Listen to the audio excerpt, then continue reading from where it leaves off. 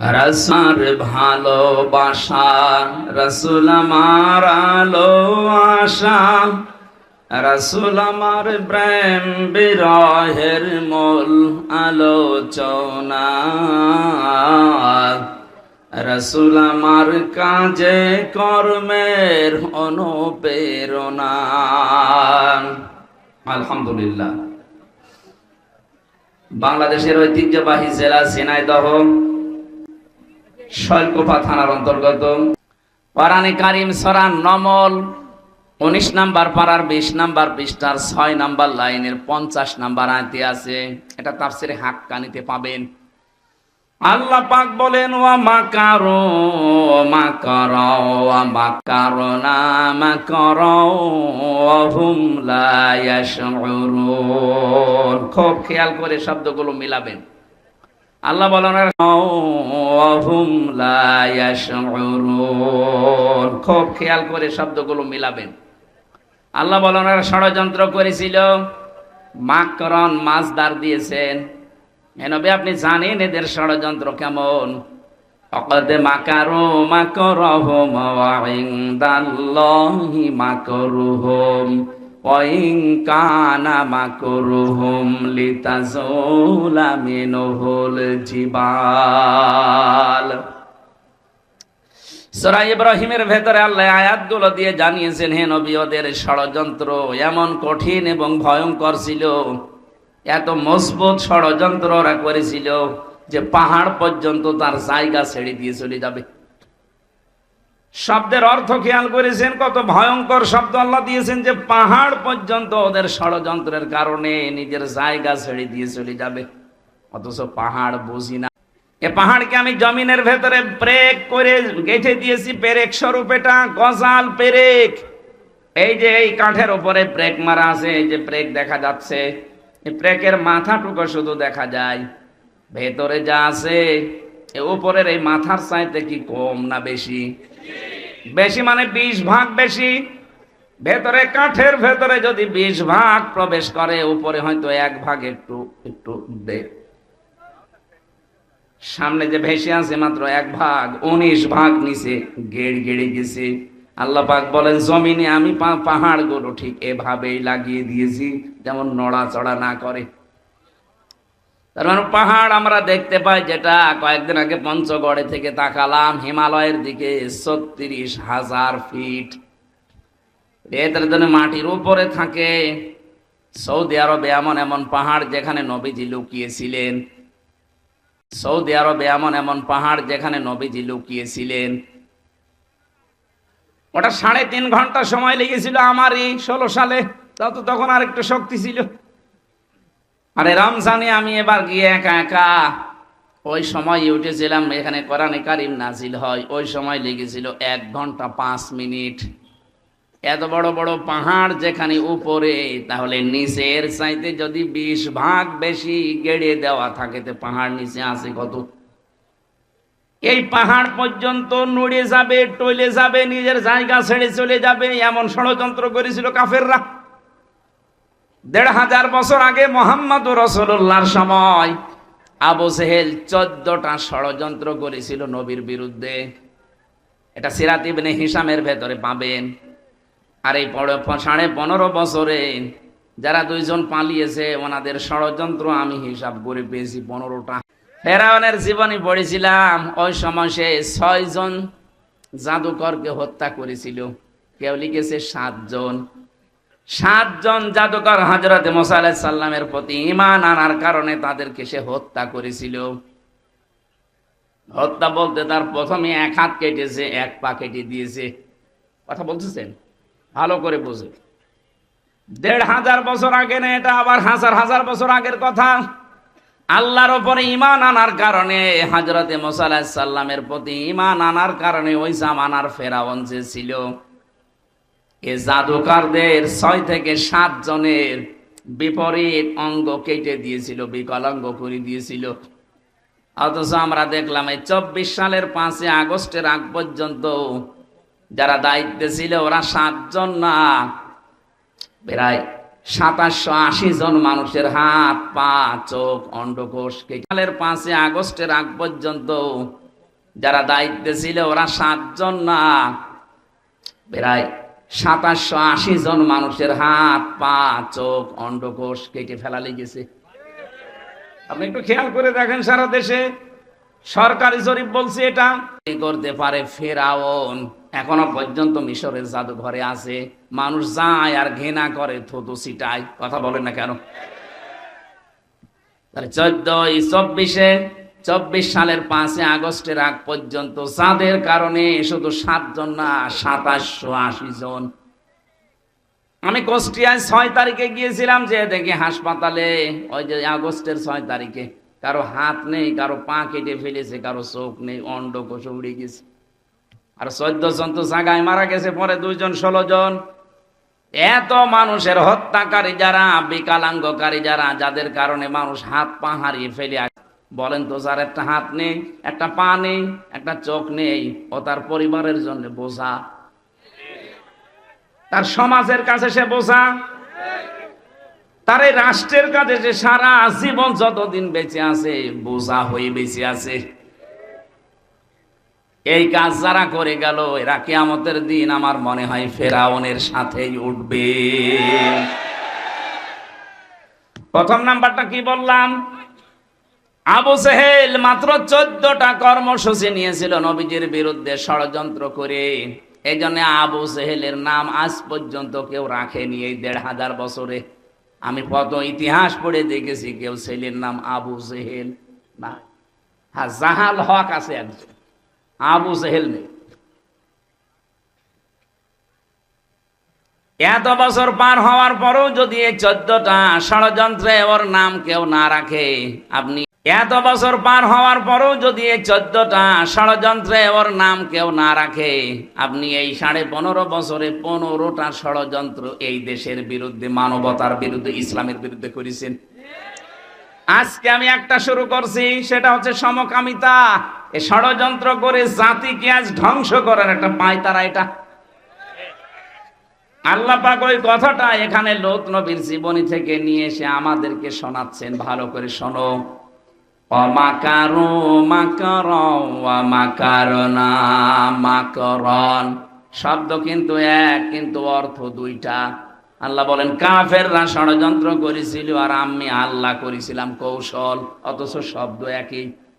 বলে কাফেরদের বেলায় যেটা ষড়যন্ত্র, আল্লাহর বেলায় সেটা কৌশল। এই পৃথিবীতে বাংলাদেশে ইসলাম কায়েমের জন্য আমরা যা করি এটা হচ্ছে জিহাদ। এর সাথে যারা কাজ করছে, এ দেশে ইসলাম কায়েম আমরা করতে চাই, সে তারা যা পদ্ধতি অবলম্বন করবে ওইটার নাম আরবি জিহাদ। আর এটা উল্টিয়ে নষ্ট করার জন্য ওরা যেটা করবে ওইটার নাম সন্ত্রাস। এবার আসেন, আল্লাহ পাক বলেন মাকারনা মাকরন, আমি আল্লাহ নিজে কিন্তু কৌশল করলাম। এখানে ফাইল, কর্তা কে? আরো জোরে বলেন। আল্লাহ বলেন আমি নিজে তাদের বিরুদ্ধে কৌশল করলাম। অহুম লা ইয়াশউরুন, তারা টেরও পায়নি। এরপরে আল্লাহ জবাব দিয়েছেন নবীজিকে, ফানজুর কাইফা কানা আকিবাতু মাকরিহিম। হে নবী, একটু নজর করে দেখেন না কেন, ষড়যন্ত্র যারাই করেছিল তাদের অবস্থা আমি কি করেছি। আন্না দাম্মার, আল্লাহ দাম্মার না, এটাও জমা মুতাকাল্লিমের পরে হোম দিয়েছেন। আল্লাহ পাক বলেন আমি নিজে তাদের শিকড় কেটে দিয়েছি এবং তাদের জাতিকে আমি আল্লাহ নিজে ধ্বংস করেছি। কিভাবে ধ্বংস করলাম তার প্রমাণের পরের আয়াতে একটা আছে, এদিকে তাকান। ফাতিলকা বুয়ুতুহুম খাবিয়াতাম বিমা যালামু।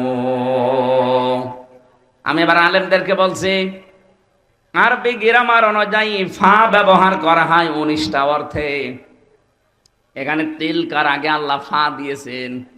মনে হচ্ছে আল্লাহ পাক নিজের কুদরতি আঙ্গুল দিয়ে নবীজিকে বলছেন, নবী এই সেই ঘর। বাইতুন না দিয়ে বুয়ুত বহু বচন দিয়েছেন, আবার হোম দিয়েছেন। হে নবী এই সেই ঘর, এই ঘরগুলো একটু তাকাবেন আপনি। খাবিয়াতাম বিমা যালামু, এদের জুলুমে। নবী এই সেই ঘর, এই ঘরগুলো একটু তাকাবেন আপনি, খাওয়াবিয়াতাম বিমা জালামু, এদের জুলুমের কারণে এদের ঘর বাড়ি ব্যবসা প্রতিষ্ঠান অফিস আদালত, দেখেন আমি কি করেছি। খাওয়াবিয়াতান মানে জনশূন্য, ওজার গৃহ, সার শূন্য। এদের ঘরের দিকে আপনি তাকান তো কি অবস্থা। বাংলাদেশের দিকে এবার আয়াতটা মিলান। 2024 সালের আগস্টের 5 তারিখের বিকাল 5টা বাজতে বাজতে এদেশের যত জালেমদের ঘর ছিল, অফিস ছিল, দেখেন সবগুলো আল্লাহ ওজার গৃহ বানিয়ে দিয়েছে। এর বাস্তব প্রমাণ আমার কুষ্টিয়ার হানিফের বাড়ি, কামারুলের বাড়ি, ঝিনাইদহতে আছে। আপনি একটু খেয়াল করে দেখেন, যারাই জুলুম করেছে একজনকে তো টাঙিয়ে ন্যাংটা করে পিটিয়েছে। দেখেন, যারাই জুলুম করেছে একজনকে তো টাঙিয়ে ন্যাংটা করে পিটিয়েছে। এটা জালেমদের জুলুমের পরিণতি। বিআন্নাহুম যুলিমু, কারণ তারা জুলুম করেছে। খাওয়াবিয়াতাম বিমা যালামু, তাদের এই জুলুমের কারণে আল্লাহ এই শাস্তিটা তাদের দিয়েছেন। ইন্না ফি যালিকা লাআয়াতাল লিকাওমিন ইয়ালামুন, অবশ্যই এর ভেতরে শিক্ষা আছে। লামে তাকিদ দিয়েছেন, লাআয়াতান, এর ভেতরে নিদর্শন আছে, শিক্ষা আছে তাদের জন্য। লিকাওমিন ইয়ালামুন, যারা জ্ঞানী সেই সম্প্রদায়ের জন্য। সুতরাং বাংলাদেশে আমরা এখন 18 কোটি মানুষ, যারা আমাদের জন্য শিক্ষা কি? এরা যদি জুলুম 15.5 বছর করার পরে একেবারে সারশূন্য হয়ে যায়, জনশূন্য হয়ে যায়, তাদের বাড়ি ঘর পর্যন্ত বদ্ধ হয়ে প্রসাব করছে, তাহলে আগামীতে কেউ যদি এই চেয়ারে বসে, তারাও যদি এভাবে জুলুম আরম্ভ করে, তাদের বাড়ি ঘর আল্লাহ এভাবে সারশূন্য, জনশূন্য, ওজার গৃহ বানিয়ে দেবে। বুঝেছেন কারা কারা? হাত তোলেন তো। আলহামদুলিল্লাহ, কাজ হচ্ছে। আর বোঝেননি কারা? হাত তোলেন তো। ওই যে একজন, মাথা তার কাটা আছে। হ্যাঁ, ওটাকে অনেক মামু নাকি? আপনার সে একজন ছিল না, সে মোটা মতো কি আরাফাত নাকি? কই সে কই? ওটা মনে হয় আরাফাত হবে না। আমি যেটা বোঝাতে চাইলাম এতক্ষণ, এই যে 5-7 মিনিট আমি আন্দাজে কথা বলছি না, এটা কোরআন দিয়ে দলিল দিলাম। এটা হাজার হাজার বছর আগে লূত নবীর কাহিনী আল্লাহ শুনিয়েছেন এইভাবে। যদি কেউ এরকম আগামী 5 বছর করে চেয়ার পেয়ে, তাদের বাড়ি ঘরও কিন্তু এই হানিফ সাহেবের মতো হবে ইনশাআল্লাহ। এই জন্যে সমকেড়াবেন, সাবধান।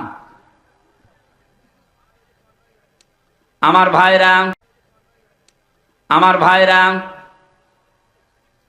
যে কথা তোলার জন্য পর্যন্ত এসেছিলাম, কোরআনে কারীম যারা শুনতে এসেছি, এই পৃথিবীর শ্রেষ্ঠ নিয়ামতের ভেতরে এইটা একটা। আল্লাহ পাক বলেন, আমার পক্ষ থেকে যত নিয়ামত আমি দিয়েছি, সব চাইতে বড় নিয়ামতের নাম 3টা। 1 নম্বরে কোরআনে কারীম, কুল বিফাদলিল্লাহি ওয়া বিরহমাতিহি ফাবিযালিকা ফালিয়াফরাহু হুয়া খায়রুম মিম্মা ইয়াজমাউন। রব্বুল আলামিন সূরা ইউনূসের 58 নম্বর আয়াতে জানিয়েছেন, নবী আপনি বলুন, তাম দুনিয়া যা পেয়ে আনন্দে আছে থাক, আমি আল্লাহর কাছে কিন্তু কোরআন শরীফ শ্রেষ্ঠ সম্পদ। সুতরাং কোরআন যারা পেয়ে আনন্দে আছে, খুশি হয়েছে, তারা দুনিয়ার সব কিছুর তুলনায় শ্রেষ্ঠ সম্পদ পেয়েছে। আজকের এই আলোচনার সাথে সম্পর্ক কিসের? আরো জোরে বলেন। এই যে সুন্দর করে সাজিয়েছে, কিসের কারণে? শুধু হামজা আসবে এজন্য সাজাতো। কতবার তো হামজা এমনিতে ওহাব ভাইয়ের বাড়ি, আরজান ভাইয়ের বাড়ি এসেছে, কই সাজাইতো নি? আজকে এসেছে কোরআনের জন্য, এজন্য এত সাজগোজ। এই জন্য দুনিয়াতে কেউ যদি কোরআনের প্রসারে, কোরআনের শিক্ষায়, কোরআন কায়েমে টাকা খরচ করে, কিয়ামতের দিন ওই টাকার হিসাব আল্লাহ নেবেন না। দুই নম্বরে কেউ যদি পরিবারস্থ লোকদের জন্য তাদের জায়েজ কাজ মিটাতে খরচ করে, ওই টাকার হিসাব দেওয়া লাগবে না।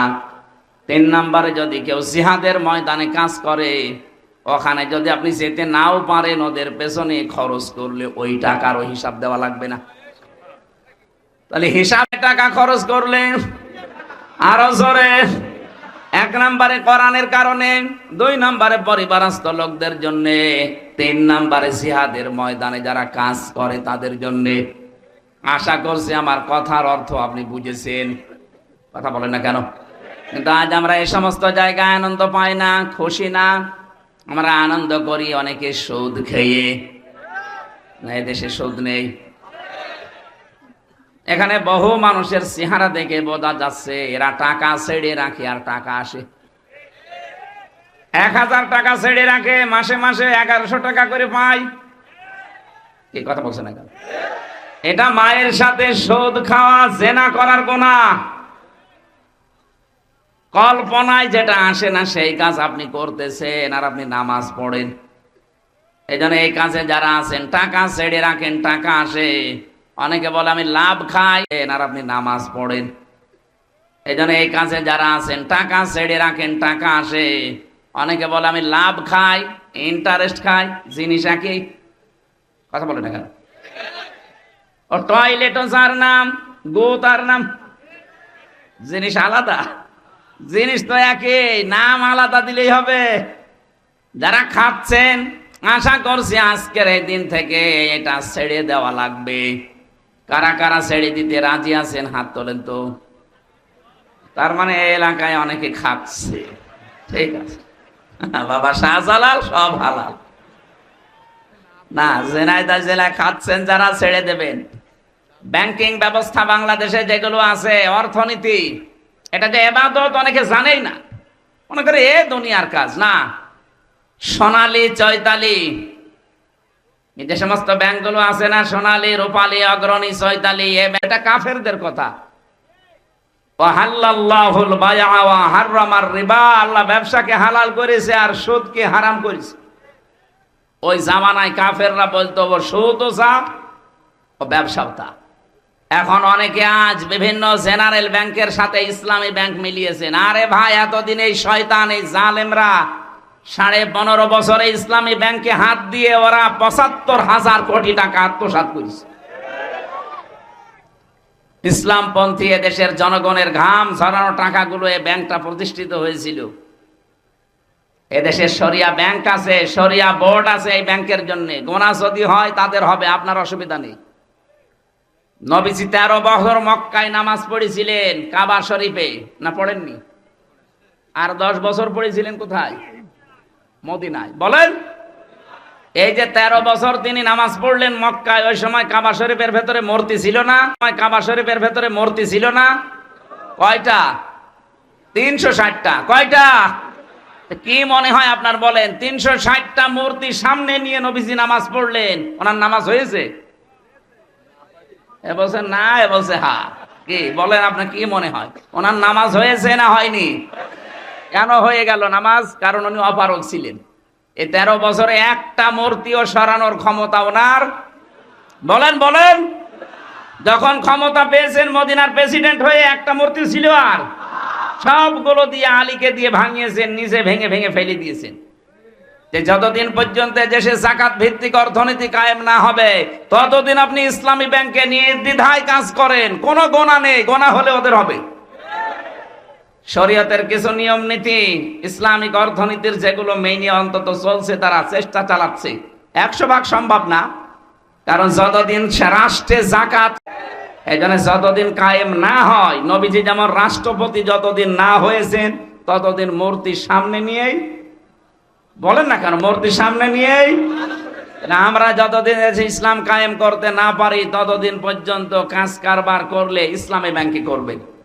এদের মোশারাকার সিস্টেম আছে, মোদারাবা আছে, মোরাবাহা আছে, বায়ে সালাম আছে, বায়ে মুআজ্জাল আছে, বায়ে ইস্তেসনা আছে, বায়ে ওয়াহেদা আছে, অনেকগুলো নিয়ম নীতি আছে, প্রকার ভেদ আছে। নবীজি নিজে মোদারাবা করেছিলেন খাদিজাতুল কুবরার সাথে। খাদিজা টাকা দিয়েছে, নবীজি শ্রম দিয়েছে। কথা বলছে না কেন?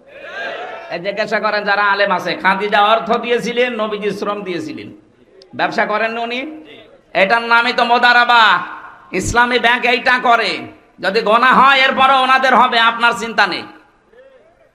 এরপরও যারা সুদ খাচ্ছে, আপনি বললেন যে আমি ছেড়ে দেব, যারা সুদ খাচ্ছে আপনি বললেন যে আমি ছেড়ে দেব, কয়েকদিন পরে কিন্তু আমি আবার আসতেছি, এই যে ঝেনাইদা কি দারুস সালাম নাকি মাদ্রাসা ওটা হয় আপনাদের, ওটার নাম কি, রিয়াজুল জান্নায় আসবো সামনে মাসে। এটা ডিসেম্বর জানুয়ারির হয়তো 13 তারিখ মনে হয়। ওই জায়গায় কথা বলবো ইনশাল্লাহ ওই দিন, অর্থনীতির উপরে। আজকে আমার সাবজেক্টটা আলাদা। আমার আজকের বিষয় হচ্ছে গোনাহের কারণে আল্লাহ শাস্তি নাজিল করেন। কি কি ধরনের শাস্তি আসে কোন গোনায়, আমরা ওগুলো জানার পরে ছেড়ে দেব ইনশাআল্লাহ। কি থাকবেন না? তাহলে যারা সুদ খেয়ে আনন্দ করছেন এরা মায়ের সাথে জেনা করছেন। আর বড় গোনা কি? আল্লাহ রাসূলের সাথে যুদ্ধ করা। এইটা করে অনেকে আনন্দে আছে। অনেক মানুষ দেখা যায় তারা এতিমের মাল আত্মসাৎ করে আনন্দে আছে।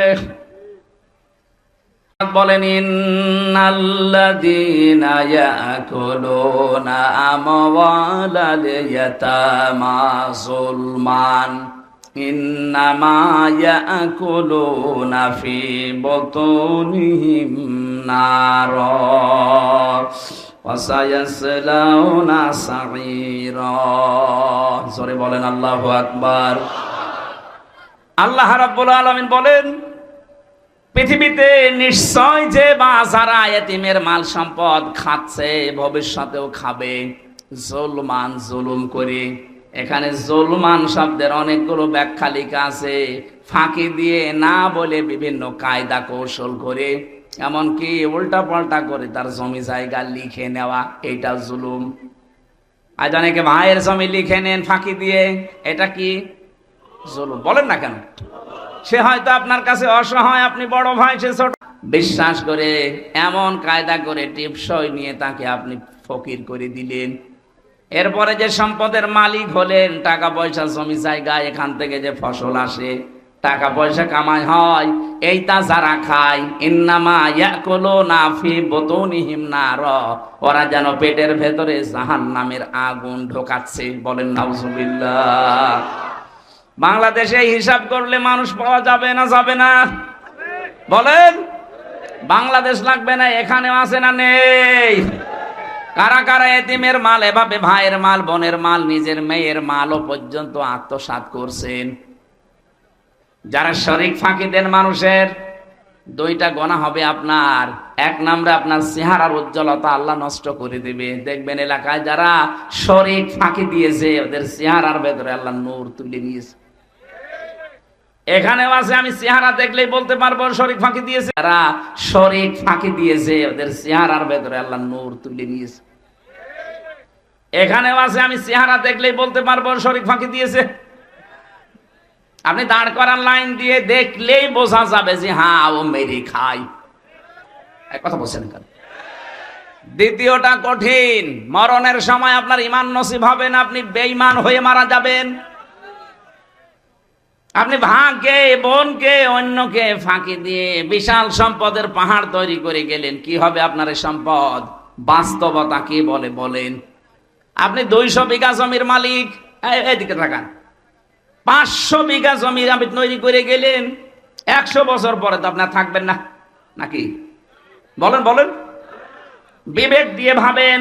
200 বছর পরে আপনি আবার দুনিয়ায় আসলেন, 100 বছর পরে মরে গেলেন, 200 বছর পরে আসলেন, মাত্র 300 বছরের ব্যয়। 500 বিঘা জমি আপনার ছেলের ছেলের ছেলে, যারা 3 পুরুষের পরে, এরা ব্যবহার করবে কি?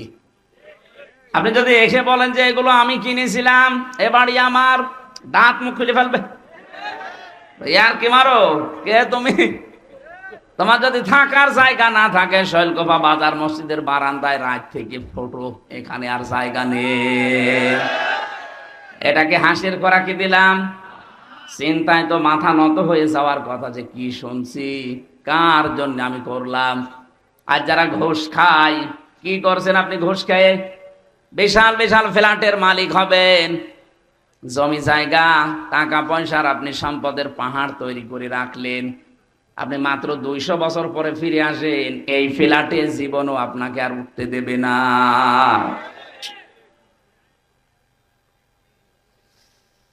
আল্লাহ রাব্বুল আলামিন বলে, দুনিয়া ইল্লা মাতাউল গুরুর। হে নবী, পৃথিবীর জমিনটাই কিন্তু এরকম একটা ধোঁকা। এটা কি? আমি আমার বাবার সাথে ভালো ব্যবহার করি আমার আখিরাত ভালো হওয়ার জন্য। কথা বলেন না কেন?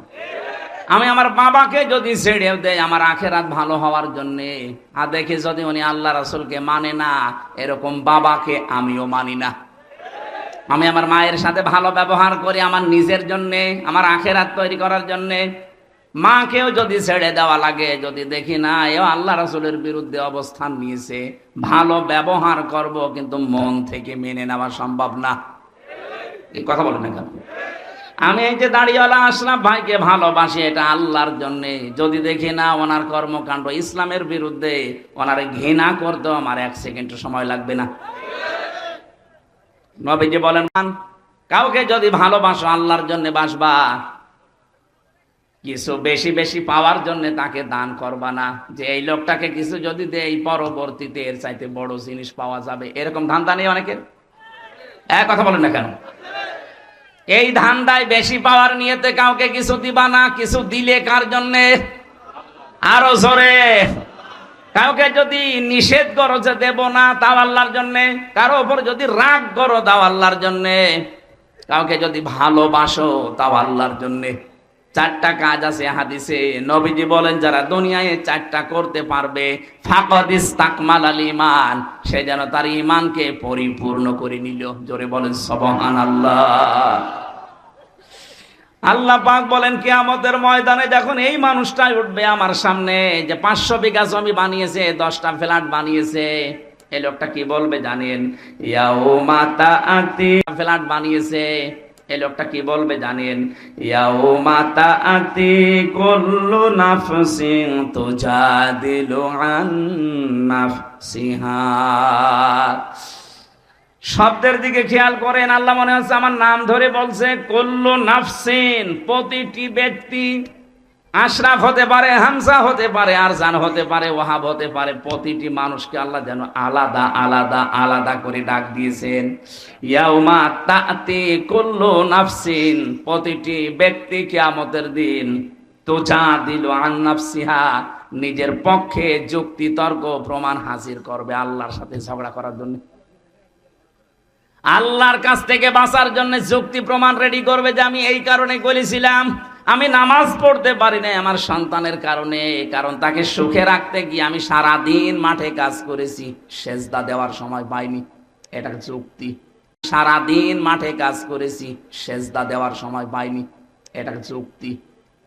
আপনার আর কয়টা ছেলে মেয়ে? হযরতে ইয়াকুব নবীর দিকে তাকান, তার 12টা সন্তান ছিল। কয়টা বলেন? শুধু ছেলেই ছিল তার 12টা। তো এতগুলো সন্তানের কারণে কোনদিন আল্লাহর বিধান থেকে তাকে তো টলাতে পারেনি।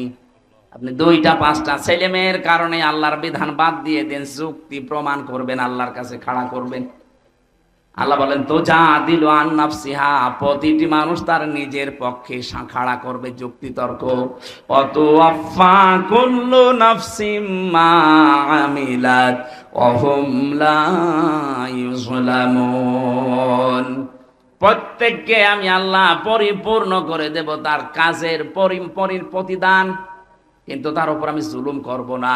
যে যতটুকুই করেছে, প্রত্যেককে আমি আল্লাহ পরিপূর্ণ করে দেব তার কাজের প্রতিদান, কিন্তু তার উপর আমি জুলুম করব না।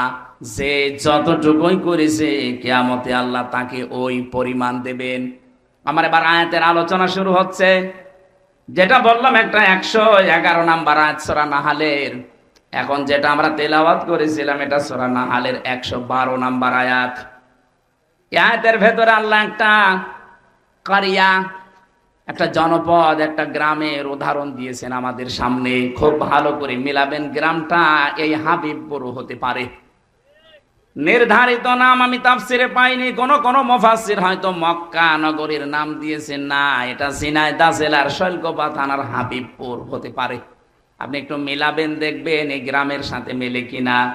আমার কথা বোঝা যাচ্ছে তো? আমি তো মনে হচ্ছে যে একেবারে ক্লাসের মতো বললে ছাত্র যেভাবে বোঝে, ছাত্র কোরআন শরীফে হবে না, বুখারী শরীফে হবে না, কি লাগবে? বুখারী শরীফ।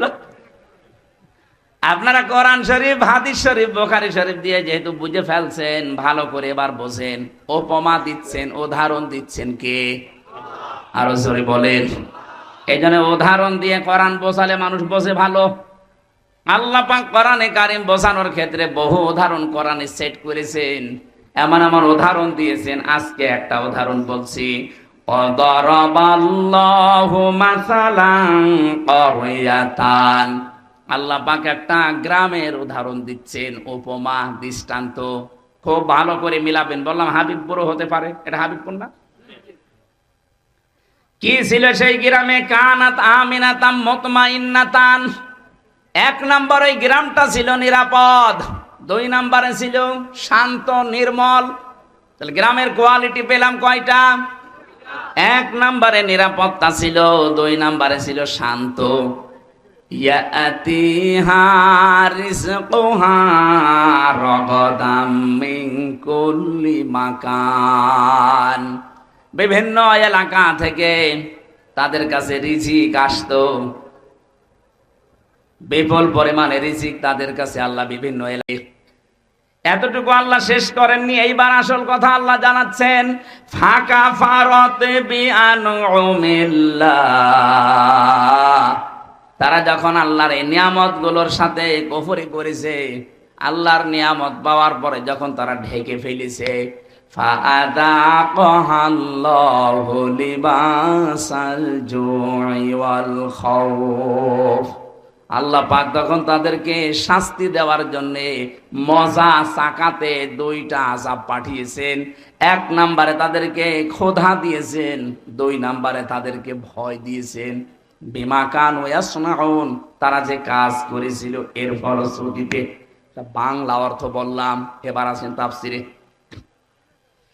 আমার ভাইরা, মক্কা শহরের কেউ কেউ নাম দিয়েছেন এই কারিয়া। এই কারিয়া, এই গ্রামের নাম কেউ কেউ মক্কা দিয়েছেন। এই জায়গাটা পোড়া দিয়েছেন। এই জায়গাটা পোড়া আরব জাহানের ভেতরে তখন এমন শান্ত নিরাপত্তার চাদর ছিল কাবা শরীফ থাকার কারণে। রব্বুল আলামিন বলেন, অমাং দাখালাহু কানা আমিনা। এই ভালো করে এবার আমি যেখান থেকে যে পয়েন্ট বের করব, মনে করবেন ওখানে একটা নতুন শিক্ষা বের হবে। আছেন তো আপনারা? ইন্না আউওয়ালা বাইতি উবদিআ লিন-নাসি লাল্লাযী বিবাক্কাতা মুবারাকাও ওয়া হুদাল লিল আলামিন।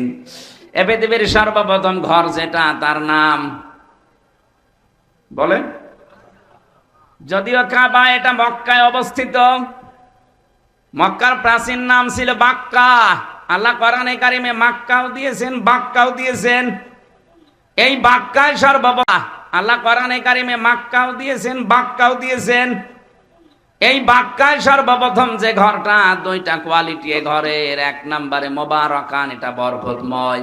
পৃথিবীর কত জায়গায় তো যাই, কত জায়গা দেখি, একটা কালো গ্লাভ দিয়ে মোড়ানো আছে। আমার মনে হয় সব মায়া আল্লাহ ওর ভেতরে দিয়ে রেখেছে। অন্তত যারা বোঝে, উপলব্ধি করে মুবারাকান শব্দটা, ওই আলেমগুলো যখন কাবার দিকে তাকায়, আমার মনে হয় অধিকাংশ আলেমের চোখ দিয়ে অঝরে পানি পড়ে। কত জিনিস তো তারা দুনিয়ায় দেখেছে, কিন্তু এর মতো সৌন্দর্য আমার আল্লাহ পৃথিবীতে আর কিছু দেয়নি। এবার রমজানে আমার বাবা মা, আমি আর আমার ওই যে মেয়েটা নিয়ে যেতে পারি নাই মাওয়াকে, আমরা যাবো এবার উমরায়। বাবা মাকে বলবো, আপনারা মুরব্বী মানুষ, রাত দিন সময় পেলেই কাবা শরীফের দিকে তাকিয়ে থাকবেন। পৃথিবীর একটাই জায়গা যেখানে তাকিয়ে থাকলে গোনা যেতে পারেন না, মনের ভেতরে আফসোস আকাঙ্ক্ষা তৈরি করেন। আল্লাহ রাব্বুল আলামিন মরণের আগে অন্তত কাবা দেখার তৌফিক দিও। এত মোবারক বরকতময় করে দিয়েছেন আল্লাহ। বারবার যারা কাবায় যাবে নবীজি বলেন তাদের অভাব অনটন আল্লাহ দূর করে দেবে। এজন্য সময় পেলে টাকা দিয়ে আপনি ব্যাংককে, হংককে, থাইল্যান্ডে, কানাডায় না যে খরচ হয় না, অল্প কিছু টাকা দিয়ে কাবা শরীফটা দেখে আসবেন, আপনার জীবনের অভাব অনটন আল্লাহ দূর করবে। এতটুকু আল্লাহ শেষ করেননি, মোবারকান 1 নম্বরে বরকতময়, 2 নম্বরে হুদান, এটা হেদায়েতের মার্কাজ। লক্ষ লক্ষ মানুষ, 257টা রাষ্ট্রের মানুষ সেখানে যায়, 257টা দেশের মানুষ সেখানে যায়। এক একজন মানুষ এক এক রকম দেখতে। চাইনা মানুষগুলোকে দেখলে মনে হয় আল্লাহ আলাদা ভাবে আল্লাহ হাতে বানিয়েছে, মনে হচ্ছে যে হাতে বানিয়ে 6 মিল থেকে বানিয়ে নিয়ে এসেছে। এদের নাক মুখ, এদের চেহারা দেখলে 6 মিলের ভেতরে দিয়েছিল, কাঠ হয়ে চলে এসেছে। আফ্রিকার ওদেরকে যদি দেখি, হাড়ির তলা তো কি কালো। আমি 16 সালে যখন গিয়েছিলাম, ওই সময় ওই যে হাজরে আসওয়াদ যে পাথর, সোমা খেতে পারছিলাম না, এত চেষ্টা করার পর কাছে যাই কষ্ট কষ্ট করে, এমন এক ধাক্কা খায় 4-5 হাত দূরে। চিন্তা করলাম দেখি কি করা যায়, দেখি একেবারে মোষ আসতেছে, কালো, সেই রকম উঁচা লম্বা মোটা। ওই মহিলারে বললাম যে আমি ওই পর্যন্ত যেতে চাই, তার ভাষা বোঝে না, আমারে বলছে যে এই জায়গায় চেপে ধরে রাখ। এইরকম মোটা মনে আছে এক একটা দেয় না, আমার চাইতেও প্রায় হাত খানিক লম্বা, সেই রকম মোটা। ধরলাম হাত চেপে, গোয়ারের মতো, গোয়ার যেভাবে যায় সাইড দিচ্ছে, আমার এই যে কাছে ফেলে দিয়ে বলছে এবার নিয়ে মাথা ঢুকা।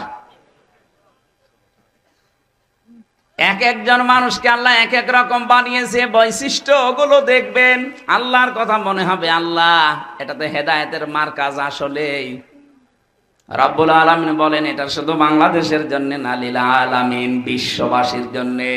অমাং দাখালাহু কানা আমিনা। এই কাবায় কেউ যদি আসে, আল্লাহ তাকে নিরাপত্তা দিয়ে দেয়। কি দেয়? আরো জোরে বলেন। এই কথাটা বলার জন্য আমি এই পর্যন্ত আসলাম। আল্লাহ বলেন কাবা শরীফ এমন ভাবে আমি বানিয়েছি, এটা পৃথিবীর প্রথম ঘর। এখানে হেদায়েত আছে, এখানে রহমত আছে, এখানে বরকত আছে, এটা নিরাপত্তা দিয়েছে ফেলা আছে। অথচ কাবার এরিয়া পার হলেই দেখবেন চুরি হয়, ডাকাতি হয়, ছিনতাই হয়, কিন্তু কাবার এরিয়ায় বরকত আছে, এটা নিরাপত্তা দিয়েছে ফেলা আছে। অথচ কাবার এরিয়া পার হলেই দেখবেন চুরি হয়, ডাকাতি হয়, ছিনতাই হয়, কিন্তু কাবার এরিয়ার ভেতরে কোনো ছিনতাই নেই। কথা বলেন না কেন? কারণ এই জায়গাটা নিরাপত্তা দিয়েছেন কে? আরে বাংলাদেশ কি কাবা শরীফ? বলেন না কেন? এটা কাবা থেকে 6000 কিলোমিটার দূরে। তাহলে বাংলার 56,000 বর্গ মাইল যদি আমরা নিরাপত্তা দিতে চাই, মাস্ট বি কাবা শরীফ যেগুলো থেকে মুক্ত, বাংলাদেশের 56,000 বর্গ মাইল ওইটা থেকে মুক্ত করা লাগবে। কাবা শরীফে 1 নম্বরে শিরিক চলে না। কি চলে না? বলেন বলেন। এখান থেকে শিক্ষা বের হবে এবার 2টা। আমি আন্দাজে বলছি না, প্রতিটি কথায় দলিল আছে। সূরা আনআম 82 নম্বর আয়াতের দলিল, আল্লাযীনা আমানু ওয়া লাম ইয়ালহুম বিজুলমিন উলাইকা লাহুমুল আমনু ওয়া হুম মুহতাদুন। এটা ইবনে কাসিরের ভেতরে আছে। আল্লাহ পাক বলেন যারা ঈমান আনে আর ঈমানের সাথে জুলুমকে মিশ্রণ করে না। এখানে জুলুম মানে শিরিক। জুলুম মানে কি? ঈমানের সাথে যারা জুলুমকে, শিরিককে মিশ্রণ করবে না, উলাইকা লাহুমুল আমনু, আল্লাহ যেন হাত দিয়ে দেখাচ্ছেন এই মানুষগুলো, এই ঝিনাইদহ শৈলকুপার হাবিবপুরের এই মানুষগুলো, লাহুমুল আমনু, এদের জন্য নিরাপত্তা। তাহলে কোন জনপদের লোকেরা, কোন দেশের লোকেরা যদি ঈমান আনার পরে ঈমানের সাথে জুলুমকে, তার মানে শিরিককে মিশ্রণ না করে, ওই জায়গাটা নিরাপত্তা দিয়ে দেয় কে? এই বাংলাদেশকে যখন শান্ত, শিষ্ট, স্বস্তি, নিরাপদ এরকম একটা দেশ আপনি বানাতে চান, দাদা বাবু, কাকা বাবুদের ইশারায় হবে না, ওই সাদা চামড়াদের ইশারায় হবে না, হওয়া লাগবে শিরিক মুক্ত বাংলাদেশ। আরো জোরে। এদের শিরিক মুক্ত হচ্ছে, বলেন। আরো শিরিক যেন করে, সেই রাস্তাগুলো 15.5 বছরে মানুষ খুলেছিল, মোড়ে মোড়ে মূর্তি তৈরি করে শিরিকের কারখানা তৈরি করেছিল, আল্লাহর উপরে আস্থা বিশ্বাস তুলে দিয়েছিল। এক কথা বলছে না কেন? সার্বভৌম ক্ষমতার মালিক আল্লাহ, এইটা পর্যন্ত বাদ দিয়েছিল। বাংলাদেশ জামাত ইসলামী এইটা বিশ্বাস করতো, এই কারণে তাদের নিবন্ধন পর্যন্ত বাতিল করে দিয়েছিল। আপনি কি মনে করেন জামাত ইসলামী দাড়ি ছোট রাখে এই জন্য তাদের নিবন্ধন বাতিল? ওরা টুপি মাথায় দেয় হালকা, এই জন্য নিবন্ধন বাতিল না। ওরা জাতে মাতাল হলো তাহলে ঠিক আছে কাফেররা। এই জালেমদের টার্গেট ছিল এদেশে আল্লাহর উপরে সার্বভৌম ক্ষমতার মালিক মানা যাবে না, যারা মানে তাদের এই কাজে নিষিদ্ধ করা যায় না। মনে করে ক্ষমতার উৎস জনগণ, এটা যে শিরিক, এই সূক্ষ্ম বিষয়টা অনেককে বুঝতেও দেয় না। পাম দেয়, হাওয়া দেয় জনগণকে, হ্যাঁ আমরা মালিক, অথচ আমাদের হাতে কিচ্ছু নেই। ভোট দেওয়ারই ছিল, সেইটাও কেড়ে নিয়েছিল। কথা বলে না কেন? আমি মনে করছি আপনারা ঠিক বুঝতেছেন। এই বাংলাদেশে আজ যারা ক্ষমতার উৎস জনগণ মনে করেন, তারা কিন্তু শিরিক করছেন। কথা বলেন না কেন? শিরিক যারা করে তারা মুশরিক। কি এবার শিরিক কিভাবে হয়? আল্লাহ যেটা পারে ওইটা অন্য কেউ পারে, এই বিশ্বাস করার নাম শিরিক। সন্তান দিতে পারে শুধুমাত্র কে? অন্য কোন বাবাও পারে, এ বিশ্বাস করার নাম। এরকম বিশ্বাস অনেক বাবা, অনেক মা, অনেক বউ করে না, তারা মুশরিক। কারণ আল্লাহ পারে যেটা অন্য কোন বাবা, সে পীরকে দরবারকে আপনি দিতে পারেন না। কারণ আল্লাহ পারে যেটা অন্য কোন বাবা, সে পীরকে দরবারকে আপনি দিতে পারেন না। আইন তৈরি করতে পারে কে? আল্লাহ।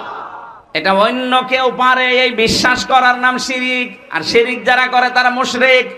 সুতরাং বাংলাদেশে যারা আল্লাহর আইনের বিরুদ্ধে অন্য আইন কায়েম করতে চান, সে যে দলের লোক হন, আপনি কিন্তু শিরিক করছেন। আর শিরিক করলে আপনি আরো জোরে বলেন। আমার মনে হয় এবার অনেকের মন খারাপ হয়ে গেল। আরে ভাই, আমি আপনাকে বাঁচাতে চাই। আমি কোরআনের চোখ লাগিয়ে দেখতে পাচ্ছি আপনি শিরিক করে অশান্তির সাগরে ডুবতেছেন দুনিয়ায়, আর মরণের পরে আপনাকে আল্লাহ জাহান্নামে ফেলবে বিনা বিচারে। কারণ মুশরিকদের কোনো বিচার নেই। কথা বলেন না কেন? কেন বললাম এটা বলেন তো? ইন্নাহু মাইয়ুশরিক বিল্লাহি ফাকাদ হারামাল্লাহ। অবশ্যই যারা শিরিক করবে, সূরা মাইদার আয়াত, আল্লাহ পাক বলেন জান্নাত তাদের জন্য হারাম, ওয়া মাওয়াহুন নার, আর জাহান্নাম তাদের আসল জায়গা। এই জন্য শিরিক যেন আমাদের বিশ্বাসে না থাকে। বাংলাদেশ জামাত ইসলামের প্রতি যেই তহমতটা এই দেশের অনেক আলেম ওলামা দিয়ে থাকেন, বুঝে কি না বুঝে আমি জানি না, যে তাদের আকীদা ভালো না। কে বলেছে আপনাকে? আকীদা যদি ভালোই না হবে, ফাঁসির দড়ি গলার কাছে চলতেছে, তারপরেও অস্বীকার করে নাই। আপনার আকীদা এত ভালো, আপনি একটু ফাঁসির দড়ির কাছে যেয়ে দেখেন তো। গলায় নেওয়া লাগবে না, শুধু দড়ি এক হাত দূর থেকে দেখবেন, দেখলে আপনার ভেতরে সব শুকিয়ে যাবে। কত বড় বড় আল্লাহর ওলিকে দেখেছি ফাঁসির নাম শুনলে কান্নাকাটি করে। অথচ শহীদ মীর কাশেম আলী ফাঁসির নাম শোনার পরে মনে হচ্ছে শ্বশুর বাড়ি যাচ্ছে। মতিয়ার রহমান নিজামী এই জেলার জামাই, এই জেলা ধন্য, সে ফাঁসিতে কান্নাকাটি করে। অথচ শহীদ মীর কাশেম আলী ফাঁসির নাম শোনার পরে মনে হচ্ছে শ্বশুর বাড়ি যাচ্ছে। মতিয়ার রহমান নিজামী এই জেলার জামাই, এই জেলা ধন্য, সে ফাঁসিতে যাওয়ার আগে বলেছিল, সন্তান আমি কি পায়জামা পরে গেলে ভালো হয় না লুঙ্গি পরে গেলে ভালো হয়? আপনি ফাঁসির দড়ির নাম শুনে দেখেন তো কেমন লাগে। আর তাদের মাত্র 3 ঘন্টা পরে ফাঁসি হবে, সেই ব্যক্তিও বলেছে, ভাই আমি 2 ঘন্টা ঘুমালাম, আমার ডেকে দিও 1 ঘন্টা পর। অথচ তার ছেলেটা গুম হয়ে আছে, ব্যারিস্টার আরমান, তার বউ ওই সময় আইসিইউতে ছিল। 3 ঘন্টা পরে যার ফাঁসি, তার দলীয় লোকজন সব পালিয়ে বেড়াচ্ছে, কেউ জেলে আছে, কেউ গুম হয়ে আছে। এই কঠিন পরিস্থিতিতে তার 2 ঘন্টা ঘুম আসলো কি করে আপনি বলেন তো? আপনার জীবনও মনে আসবে না, ব্রেনে ধরবে না। আমার তো সূরা হামিম সেজদা, তাখাফু ওয়ালা তাহজানু ওয়া আবশিরু বিল জান্নাহ ফেরেশতারা ওই সময় এসে বলে ভয় পাবেন না, চিন্তা করবেন না। কিসের ভয়, কিসের চিন্তা? হয়তো ভয় হতে পারে, চিন্তা হতে পারে যে আমি এখনই যদি ফাঁসি হয়ে যায় তাহলে আমার ছেলের কি হবে, আমার বউর কি হবে, আমার সন্তানের কি হবে, আমার বিশাল যে সম্পদ, লক্ষ লক্ষ মানুষের কর্মসংস্থান আমি বানিয়েছি, কি হবে এটা। এই চিন্তা ভাবনা আসতে পারে। এই জন্য ফেরেশতারা এসে বলে, একজন দুইজন না, তাতানাজ্জালু আলাইহিমুল মালাইকা, বহু বচন আছে, একজন দুইজন না, হাজার হাজার লক্ষাধিক ফেরেশতা ফাঁসির দড়ির সামনে এসে তাকে বলতে থাকে ভয় পাবেন না, যেগুলো রেখে গেছেন এগুলোর কোনো চিন্তা নেই, আল্লাহ এগুলো সব দেখবে। মনে হয় শাহিদ মীর কাশেম আলীর কানের কাছে ফেরেশতায় কথা বলেছিল, নাই তো তার এই 3 ঘন্টা আগে 2 ঘন্টা। কাশেম আলীর কানের কাছে ফেরেশতায় কথা বলেছিল, নাই তো তার এই 3 ঘন্টা আগে 2 ঘন্টা জীবনেও ঘুম আসার কথা না। এক কথা বলে না কেন? এই মজলুম দলটার উপরে আন্দাজে আকীদা ভালো নাই, এই দোষ চাপিয়ে দেন। আকীদা আপনার ভালো। আমার মনে হয় এখন যে অবস্থায় আমরা এসে গেছি, সমস্ত ছোটখাটো বিষয় নিয়ে সব বাদ দেওয়া দরকার। আরে ভাই, যারা মুজতাহিদ, যারা গবেষক, তারা যে কোনো একটা বিষয়ে গবেষণা করে যদি ঠিক হয় 2টা সওয়াব পাবে, ভুল হয় 1টা সওয়াব পাবে। আপনি জিজ্ঞেস করেন আলেমকে, যে কোনো বিষয় শরীয়তের মাসলা মাসাইল নিয়ে যদি গবেষণা করে যদি ভুলও হয় তাও 1টা রসগোল্লা আছে, আর যদি সঠিক হয় কয়টা? আর আপনি তো কোনো চিন্তা ভাবনাই করেন না। সাজ্জাদ মাওলানা আবুল আলা মাওদুদী রহমাতুল্লাহ আলাইহির নাম ধরে উল্টাপাল্টা কথা বলেন। জীবনে তার 5টা বই পড়ে দেখেছেন। 5টা বই যদি যে যে জায়গায় আছে তাকে ওই জায়গাগুলোই কাজ করতে দেন। বাংলাদেশ জামাত ইসলামী অর্থনৈতিক ভাবে এরা আল্লাহর ওলি। টের পাচ্ছেন? এরা আল্লাহর ওলি। লক্ষ কোটি কোটি টাকা এদের কাছে দিলে 4 আনা এদিক ওদিকে হবে না। বাংলাদেশে অন্য কারো কাছে দিয়ে দেখেন তো। কথা বলেন, আমাকে মানিয়ে বলছি, এটা বাস্তব না। অলি খোঁজার জন্য চট্টগ্রামে যাওয়া লাগে। এই কথা বোঝার চেষ্টা।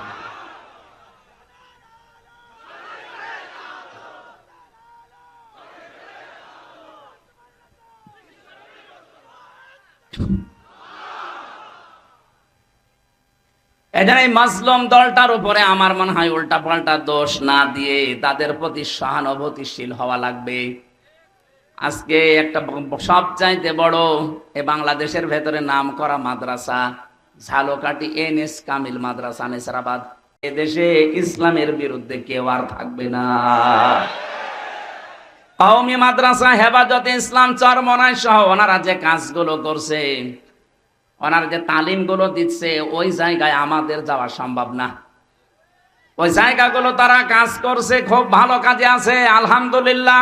কিন্তু রাজনীতি, অর্থনীতি, দেশ পরিচালনা করার জন্য যে যোগ্যতাগুলো দরকার, শিবিরের লোক, জামাতের লোক যেভাবে অর্জন করেছে, আপনি ওই জায়গায় যেতে পারবেন না। আপনি বিসিএস ক্যাডার হতে পারবেন, এই লোকটা হতে পারবে। অনার্স মাস্টার্স করেছে, বিসিএস পরীক্ষা দিয়ে যদি টিকে যায়, কালকে ওই এসপি হতে পারবে, এসপি এর পরে এসপি। আমি বিসিএস ক্যাডার হওয়ার জন্য আমি কোচিংও করেছিলাম, পরীক্ষাও দিয়েছিলাম।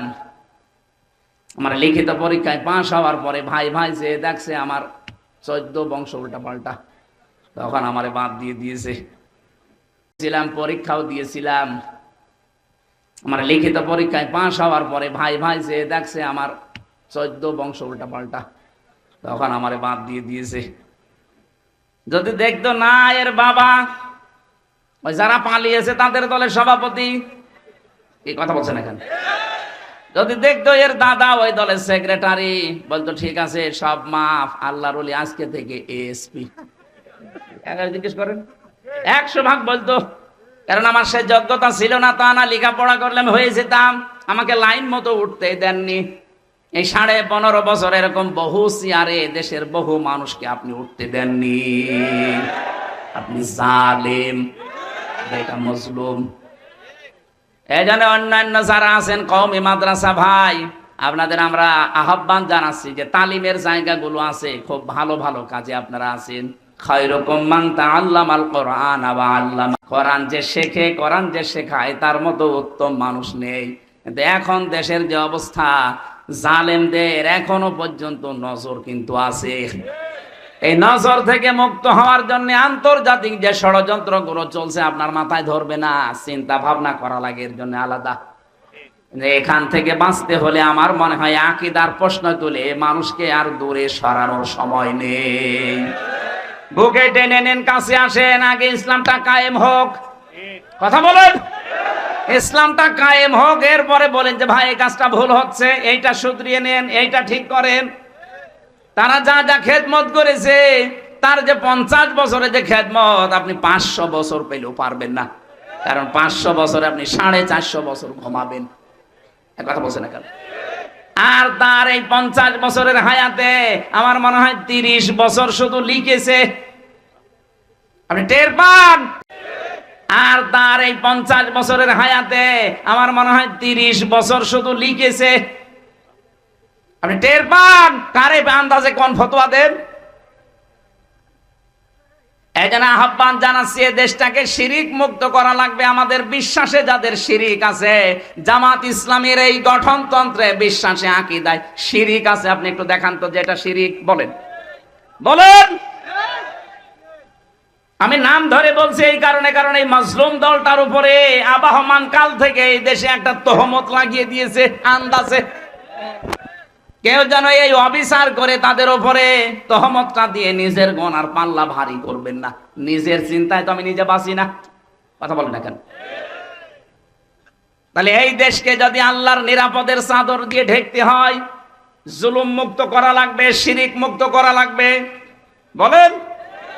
আল্লাহ পাক বলেন এমন একটা গ্রাম, আমনুন মানে কি? কানাত আমিনাতান মুতমাইন্নাতান, যেখানে বাস করে মানুষ আত্মতৃপ্তি পেত। মুতমাইন্না মানে কি? আত্মতৃপ্তি। বাস করলে যেখানে আত্মতৃপ্তি পাওয়া যেত, ভালো লাগতো মানুষের, শান্তি স্বস্তি এগুলো সব ঘিরে রেখেছিল তাদেরকে। বিভিন্ন জায়গা থেকে তাদের রিজিক আসতো, বিভিন্ন ব্যবসা বাণিজ্যের মাধ্যমে রিজিক আসতো। কিন্তু এতটুকু আল্লাহ শেষ করেননি। এই রিজিক আসার পর আল্লাহর দেওয়া রিজিক খেয়ে নিয়ামত গুলো খাওয়ার পরে তারা আল্লাহর সাথে কুফরি আরম্ভ করেছে। সবচাইতে বড় কুফরি ছিল ওই জামানার যিনি নবী ছিল মুহাম্মদুর রাসূলুল্লাহকে তারা মিথ্যাবাদী বলেছে, পাগল বলেছে, জাদুকার বলেছে, এমনকি দেশ থেকে পর্যন্ত তাড়িয়ে দিয়েছে। কথা বলেন ঠিক কিনা? 18 কোটি মানুষ মাত্র 56,000 বর্গ মাইলের এই দেশে, এতটুকু দেশ পৃথিবীর বহু দেশে তো ঘুরলাম কই, বহু দেশে তো ঘুরলাম কই, এতটুকু জায়গায় এত মানুষ বাস করে পৃথিবীর কোন জায়গায় আমি পাইনি। এর চাইতে এই যে কয়েকদিন আগে গিয়েছিলাম মালয়েশিয়া, এর চাইতে 8 ডবল বড়। কত বলেন? বাংলাদেশে 8টা জোড়া দিলে যত বড় হবে, মালয়েশিয়া একা এত বড়। বাংলাদেশ 14টা জোড়া দিলে যত বড় হবে, সৌদি আরব একা অত বড়। বাংলাদেশ 59টা জোড়া দিলে যত বড় হবে, আমেরিকা একা অত বড়। কিন্তু মানুষ বাংলাদেশের চাইতে কম জায়গা হিসাবে। কথা বলেন না কেন? তাদের যে বিশাল জমিন পড়ে আছে সেই তুলনায় মানুষ একেবারেই কম। আমাদের এতগুলো মানুষ, অথচ জায়গা যতটুকু। আল্লাহ পাক বলেন বিভিন্ন জায়গা থেকে তোদের রিজিকের ব্যবস্থাগুলো করছিলাম, কি হয়েছে তোদের? আমার নিয়ামত গুলোই তোরা উল্টিয়ে দিতে আরম্ভ করলি। পুরুষে পুরুষে বিয়ে, এই যে তহমত যেটা কি, দুইজনে মরে যাবে।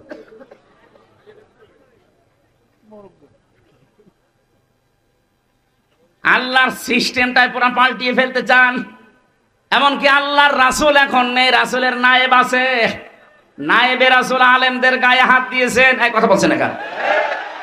মাওলানা মামুনুল হকের মাথায় দড়ি দিয়ে, তার হাতে হ্যান্ডকাপ দিয়ে, মাথার উপরে হেলমেট দিয়ে, মনে হচ্ছে যে কি নিয়ে যাচ্ছে, অথচ কিছুই না।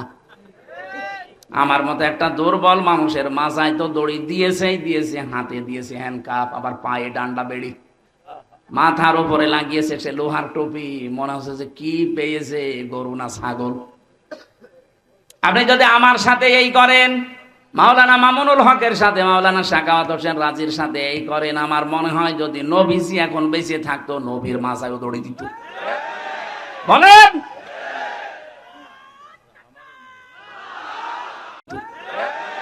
বলেন।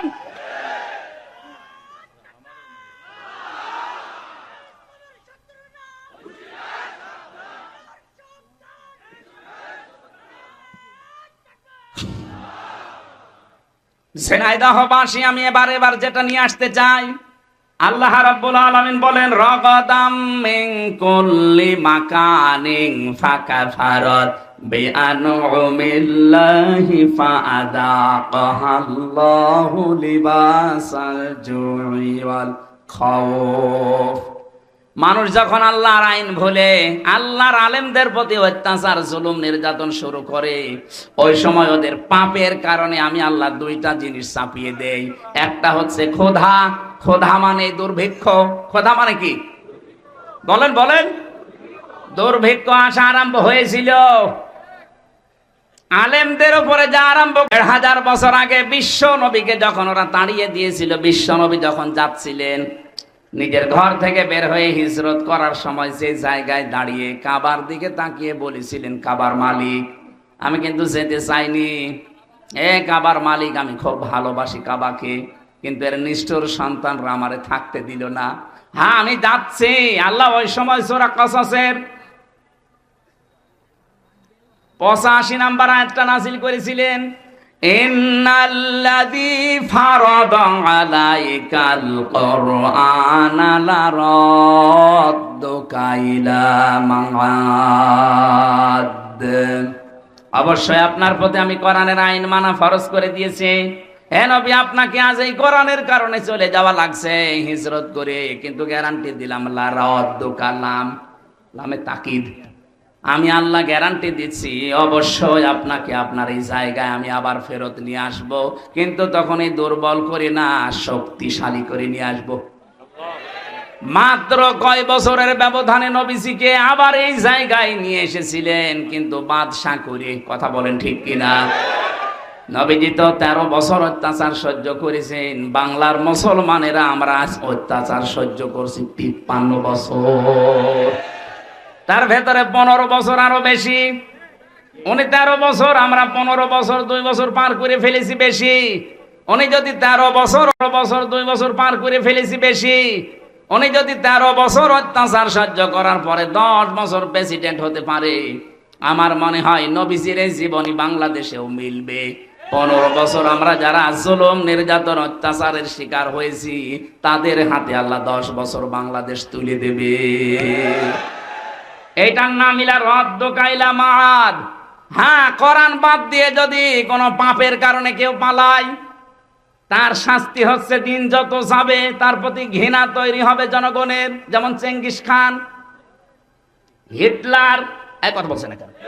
তারাও মানুষ হত্যার সাথে জড়িত ছিল, কিন্তু দিন যত যাচ্ছে হিটলারের, চেঙ্গিস খানের, যে পালিয়েছে লক্ষণ সেন, কি 850 বছর আগে পালিয়েছিল লক্ষণ সেন। এদের নাম শুনলেই মানুষ এখন ঘৃণা করে, কিন্তু কোরআনের কারণে জানাচ্ছে লক্ষণ সেন কি 850 বছর আগে পালিয়েছিল লক্ষণ সেন।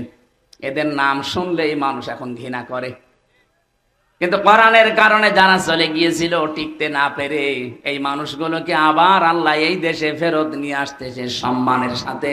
মাওলানা আবুল কালাম আজাদ, ওই যে লাল দাড়িওয়ালা লোকটা বাচ্চু রাজাকার নাম দিয়েছিলেন, সে কিন্তু এমনি এমনি পালিয়ে যায়নি, সেও চলে গিয়েছিল, কিন্তু অত্যাচার নির্যাতনে জুলুমি কোরআনের কারণে। না তার পাপের কারণে। আরে ভাই, আপনি আন্দাজে দোষ দেন, যে সাক্ষী দেন, আপনি সাক্ষী তো দেন শুনে শুনে, অথচ সাক্ষী হওয়া দরকার দেখে দেখে। সাক্ষী মানে শাহেদ, শাহেদ মানে এই যে দেখে যারা চোখ দিয়ে তারা সাক্ষী দেবে। আর আপনি আন্দাজে শোনেন, জন্ম হয়েছে আপনার 75-এ, সাক্ষী আপনি দুনিয়ায় আসেননি, 75 সালে আসলেন, 71 সালে সাক্ষী আপনার নামে, তা আপনি তো বৈধ বাবা মার সন্তান, আশা করা যাচ্ছে না। কথা বলে না কেন? এরকম সাক্ষী হলে তো উল্টাপাল্টা। আমার নামে যে 4 জন সাক্ষী ছিল মজমপুর গেটে, আর এই যে চড়হাসের, জীবনে আমি কোনোদিন নাম শুনিনি। আর আমারে নিয়ে গেল আমার বাড়ি থেকে, পরের দিন পেপারে দিল না ওনার আমরা চড়হাস থেকে মজমপুর থেকে নিয়েছি। পুরোটা মিথ্যা কথা। তাহলে আমার পক্ষে বিপক্ষে যারা সাক্ষী দিয়েছে, কি সত্য সাক্ষী না মিথ্যা? বলেন বলেন। এরকম সাক্ষী 15.5 বছর চলছিল। এই জন্য কোরআনের কারণে যদি কেউ দূর হয়ে যায় দেশ থেকে, তাদেরকে আল্লাহ সসম্মানে ফিরিয়ে নিয়ে আসেন।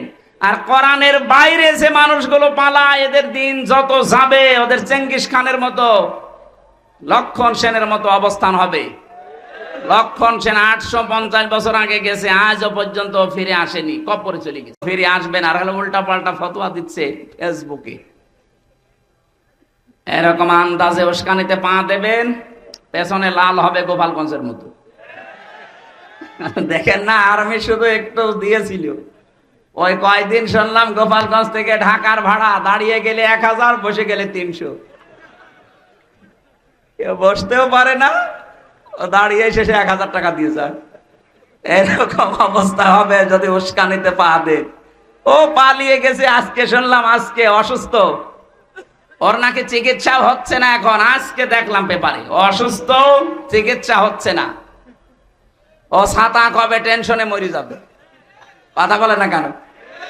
আর তার উস্কানিতে পা দিয়ে আপনি ফাঁদে পা দিয়ে লাফাচ্ছেন। লিস্ট করে রাখো, আমি আসতেছি। আপনি আসতে আসতে তো কব্বরে চলে যাবেন লক্ষণ সেনের মতো। জেনাকে মজা চাকিয়েছিলেন এই কারণে, নবীজির উপর যখন জুলুম অত্যাচার তারা বাড়িয়েছে, নবীজি বরদোয়া দিয়েছিলেন, আল্লাহ দুর্ভিক্ষ দিও। এমন দুর্ভিক্ষ দিয়েছিল তাদের, খাবার আসাস ওই আশপাশ যে ইয়ামেন থেকে, সিরিয়া থেকে, কুয়েত থেকে, কাতার থেকে খাবার বন্ধ হয়ে গিয়েছিল। এটা নবীদের বরদোয়া। এই 15.5 বছরে এদেশ থেকে বহু কিছু আমরা হারিয়ে ফেলেছি, আলেমদের বরদোয়া। কত আলেমকে আমি তাহাজ্জুদের নামাজ পড়ে হাউমা করে কাঁদতে দেখেছি। মাওলানা সাখাওয়াতকে, মাওলানা মামুনুল হককে আমি শিশুর মতো কাঁদতে দেখতাম। তাহাজ্জুদের নামাজে 1.5 পারা, 2 পারা, 3 পারা, 5 পারা পর্যন্ত উনি পড়তো। 2 রাকাত নামাজে 3 পারা পড়ে এমন কান্না আরম্ভ করতো, মনে হচ্ছে কেউ মারা গেছে। আমি তো পাশের রুমে 3 বছর ছিলাম ওনার সাথে। এ জালে আলেমদের কথাগুলো আল্লাহ একদিনও শোনেনি? বলেন কত পিটির এমন একটা আওয়াজ দিত, আমার মনে হয় এই দীর্ঘশ্বাস, এই আওয়াজ আমার আল্লাহর আরশে গিয়ে ধাক্কা খেয়েছে। জালেমদের পতন এমনি একদিনে হয়নি, বহুদিনের জমানো পাপ। এই যে বহুদিনের জমানো পাপ, এটা আমি বানালাম। সূরা আলে ইমরানে আছে 4 নাম্বার পারা 12 নাম্বার পৃষ্ঠা 9 নাম্বার লাইনে আছে, ইন্নামা নুমলি লাহুম লিয়াজদাদু ইসমা। আল্লাহ পাক বলেন ওদের পাপের বোঝা যখন পরিপূর্ণ হয়ে যায়, ওয়ালাহুম আযাবুম মুহিন, তখন আমি অপমানজনক শাস্তি দেই। আগস্টের 5 তারিখ থেকে আজকের এই নভেম্বর ডিসেম্বরের 2 তারিখ পর্যন্ত এই 3 মাস 3 দিনের ভেতরে আপনি তাকান কি অপমান আর বাকি আছে বলেন জালেমদের।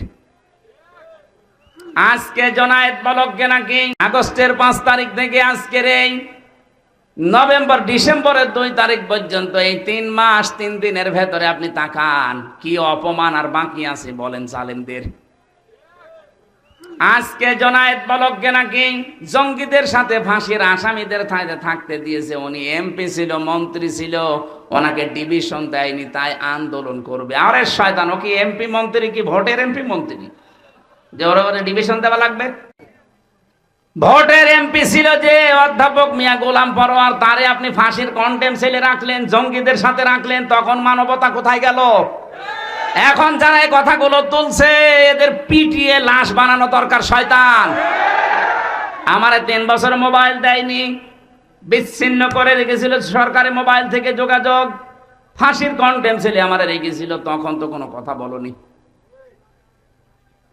কত এমপি কে আমি পেয়েছি, তাদেরকে ডিভিশন দেওয়া দূরের কথা, কন্টেম সেলে রেখে দিয়েছিল। আর এখন ওদের মানবতা উতলিয়ে পড়ছে। এই জালেমদের দোসর যেগুলো, এগুলোর এখনো মায়ের হয়নি, এগুলো এখনো পিটিয়ে গাছ বানানো দরকার। আল্লাহ বলেন ফাযাকাল্লাহ, ওদেরকে আমি আল্লাহ মজা চাকাবো। আল্লাহ যদি ঠাট্টা করে কথা বলতে পারে, আমরা বললে দোষ কি? আল্লাহ বলছেন ফাযাকাল্লাহ, আমি আল্লাহ নিজে ওদেরকে স্বাদ চাকাবো, ওদের পাপের স্বাদ। 1 নম্বরে স্বাদ হচ্ছে লিবাসাল জো, খোদার পোশাক, পোশাকের নাম দিলেন কেন? কারণ একটা পোশাকেই মানুষের বিভিন্ন জিনিস ফুটে ওঠে। পোশাকের দ্বারাই তার স্ট্যাটাস, তার যে মান সম্মান, তার মর্যাদা, তার যে কোন লেভেলে আছে লোকটা, সেটা পোশাকে ফুটে ওঠে। এই জন্য বাদশাদের পোশাক দেখবেন আলাদা, লোকটা সেটা পোশাকে ফুটে ওঠে। এই জন্য বাদশাদের পোশাক দেখবেন আলাদা। কথা বলছে না কেন? আল্লাহ বলেন এমন খোদা দারিদ্র দিয়েছিলাম ওই জামানায় নবীর বরকতে, বরদোয়ার বরকতে, বরদোয়ার ফলে এই মানুষগুলো পায়খানা আর এর সাথে মদ মিশিয়ে, পায়খানার মদ মিশিয়ে বড়ি বানিয়ে বানিয়ে ওরা খেয়েছিল। আলেমদের বরদোয়ার কারণে দেশটাও রসগোল্লায় যাচ্ছিল। তোমার আল্লাহ মনে হচ্ছে হাতে ধরে 5 তারিখে বাঁচিয়ে দিয়েছে। অওয়াদানা আনকা বিজরাক আল্লাযী আনকাদা সাহারাক। হে নবী, আপনার পিঠকে বাঁকা করে রেখেছিল আইয়ামে জাহিলিয়াতের পাথর। কিসের পাথর? আইয়ামে জাহিলিয়াতের পাথর আপনার পিঠকে বাঁকা করে রেখেছিল। আমি কি পাথর সরিয়ে দেইনি বোঝা? আমার মনে হয় 1500 বছর পরে আল্লাহ আর একটা আয়াত বোঝা নামিয়ে দেয়নি। ওটা ছিল আইয়ামে জাহিলিয়াত, আর এইটা শব্দ দুইটা প্রায় এক। ওরাও যা করতো এরাও তাই করেছে। এ কথা বলছেন কেন? ওরাও সরকারি মালের কোনো অডিট ছিল না, জোর যার মূল্যক তার। এ 15.5 বছরে এইটাই চলছিল, সরকারি মালের কোনো অডিট নেই, জোর যার মূল্যক তার। এক একজনের বাড়ি দেখেছেন, এক একজনের বাড়ি শুনলাম 620টা বাড়ি বানিয়েছে একজন ভূমি মন্ত্রী ছিল। 620টা বাড়ি, ওর বাড়ি লাগে কত? আমাদের কোষ্টিয়ার যিনি মানবতার বন্ধু নামে খ্যাত হানিফ সাহেব, তার এই যে খুলনা, বাগেরহাট আর সাতক্ষীরার যে মাছের ঘের, আমার মনে হয় পুরা জেলার অর্ধেকই তার। সব তো জিবরাইল দিয়ে গেছে। বলেন, তার ভাই তার দিকে তাকান, ওর রিকশা চালানোর যোগ্যতাও নেই, অথচ 8 তলা বিল্ডিং জান্নাত বানিয়েছে। আগস্টের 5 তারিখে বানিয়েছিল, 6 তারিখে বিকাল 5টার সময় যে দেখি পুরাটা জনগণ টয়লেটের সেই প্যান পর্যন্ত খুলে নিয়ে চলে গেছে। এখন ওজাড় গৃহ হয়ে আছে। কোরআনের আয়াত যেভাবে খাপের খাপ মুনতাজের বাপ মিলিয়ে যাবে। কথা বলছে না কেন? আগামীতে কোন জালেম যদি এরকম করেন তারও কিন্তু মিলবে, নাই আল্লাহ নেই। আরো জোরে বলেন। খোদা থেকে বাঁচতে হবে আমাদের। জুইল খৌফ, ভয় থেকে। ভয় কি? ওই জামানায় যখন সন্ধি হয় নবীর সাথে মক্কা বিজয়ের আগে, সন্ধি হওয়ার পর থেকে বিভিন্ন দেশে নবী সারিয়া পাঠাতেন, প্রতিনিধি দল পাঠাতেন। মক্কার মানুষেরা মনে করছে আমাদের ওপর তো আক্রমণ হয় না, কিন্তু মানুষ দলে দলে পালে পালে ইসলামে আসতেছে, না জানি কখন মক্কা হামলা করে আমাদেরকেও মিশিয়ে দেয়, এই ভয়ে ছিল। আমার মনে হচ্ছে ঠিক 1500 বছর পর বাংলাদেশের এই 56,000 বর্গ মাইলের সাথে আল্লাহ এইটাই ঘটিয়েছে। আয়াতের তাফসিরের ভেতরে, তাফসিরে তাবারির ভেতরে দেখেছি, শানে নজুলের ভেতরে আপনারা আছেন। আল্লাহর নবী যখন মেরাজে যাচ্ছিলেন, জিবরাইলকে বললেন, ভাই জিবরাইল, যে কালো কালো পোকার মতো কি উঠতেছে আমাদের সাথে, আর কালো কালো কিছু পিপিলিকার মতো নামতেছে। জিবরাইল বললেন, হে নবী, এই পৃথিবীতে আপনার উম্মতেরা যে খারাপ কাজগুলো করে, এই খারাপ কাজগুলো উপরে উঠে যাচ্ছে, আর এই খারাপ কাজের প্রতিফল ওই পিপিলিকার মতো শাস্তি আল্লাহ নামাচ্ছে। তাহলে দুনিয়ায় যে যেই ধরনের অপরাধ করবেন, এই অপরাধটাই আল্লাহ উপরে তুলে নেবে, এইটার শাস্তি যা হয় ওইটা দুনিয়ায় পাঠাবে। এটা আমি বানালাম। এটা সূরা রোমের 41 নম্বর আয়াতে আল্লাহ দলিল দিয়েছে, এটা দুনিয়ায় পাঠাবে। এটা আমি বানালাম। এটা সূরা রোমের 41 নম্বর আয়াতে আল্লাহ দলিল দিয়েছেন, যাহারাল ফাসাদু ফিল বাররি ওয়াল বাহর বিমা কাসাবাত আইদিন নাস লিয়ুযীকাহুম বা'দাল্লাযী আমিলু লাআল্লাহুম ইয়ারজিউন। বলেন আল্লাহু আকবার। আল্লাহ বলেন, জলে স্থলে যে বিপদ আপদ গুলো দেখতে পাও, এই যে মহামারী, খুন খারাপি, চুরি ডাকাতি, এই অসুখ, নতুন নতুন অসুখ আসে, করোনা কি কি আসে, এগুলো দিতে চাই না। তোমাদের হাতের কামাই করা পাপের ফসল। আরো আমি আল্লাহ মাফ করে দেই। আমি চাই যে তোমরা ফিরে আসো। যা করো সব শাস্তি যদি দুনিয়ায় পাঠাতাম, শ্বাস ফেলার সময় পেতে না। ওমা সাবাকান কাসীর, বলেন আল্লাহু আকবার। সূরা সূরার 30 নম্বর আয়াতে আল্লাহ জানিয়েছেন, যা করো সব পাপের শাস্তি যদি দুনিয়ায় ফেলতাম, একটা শ্বাস নেবে সে সময়ও পেতে না। আমি অধিকাংশগুলো আমার গাফফার নামের খাতিরে মাফ করে দেই। বলেন সুবহানাল্লাহ। এজন্য আমরা এখন থেকে সাবধান, যে যে অপরাধ করছি এইটা কিন্তু ঘুরে আমার প্রতি আবার নাজিল হবে। যারা গোপন অপরাধ করেন, গোপন অপরাধের শাস্তি আছে।